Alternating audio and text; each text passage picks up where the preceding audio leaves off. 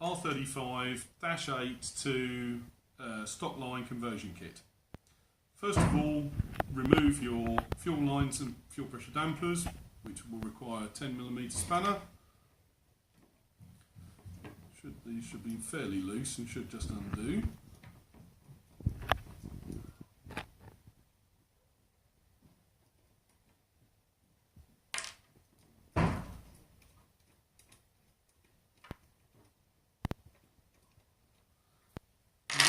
When you remove the dampers and regulator, feel how easy it is to remove them. They should come out fairly easily with a fairly light fit, and if you just attempt to refit them, that will give you an idea of how much pressure you're using, which is useful when you come to the next stage later on. Once you've done that for both the damper and for the fuel pressure regulator, we can remove the factory stock rail. The conversion parts that we supply, there's two of them, one for each bank. They come in two parts. You unscrew that, which you will have already transferred over the O-rings. That will screw in loosely, and then with the appropriate spanners, tighten them up until they're fully home. Once that's done, obviously with it bolted to the engine, you can apply a lot more pressure than I'm doing here. Once that's done, you will inspect the O-rings here to check that they are not swollen, deformed, or they've not fretted and they've got a flat on the outside. Then you open up your little extra bag, which has got two O-rings in it, and you fit those over the top of the factory O-rings. You may require a small pick to do this. And you install that O-ring, and it will fit at the very back against the flange plate. You fit this, which is the bridging plate.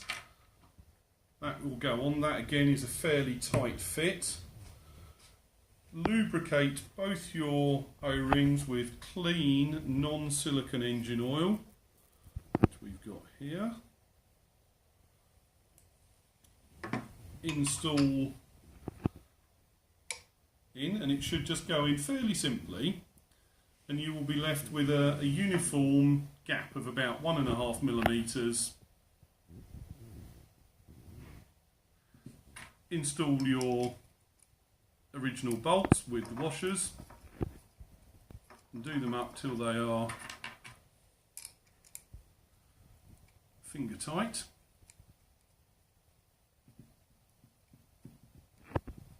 You should have a gap of about 1.5mm.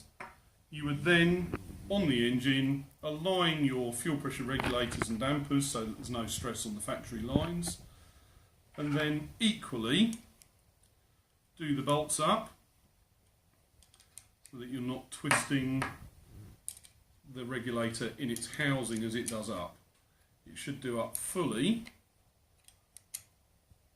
until the clamp plate is the flange plate is all the way home against the bridging plate on the other side, which I will show you in a minute.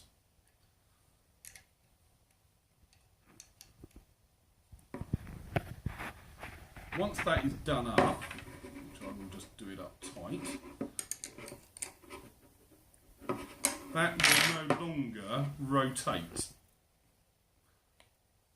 So you would then pressurise the fuel system using Ecutech software or by keying the ignition on and cycling the ignition to build the fuel pressure, and you would inspect for leaks.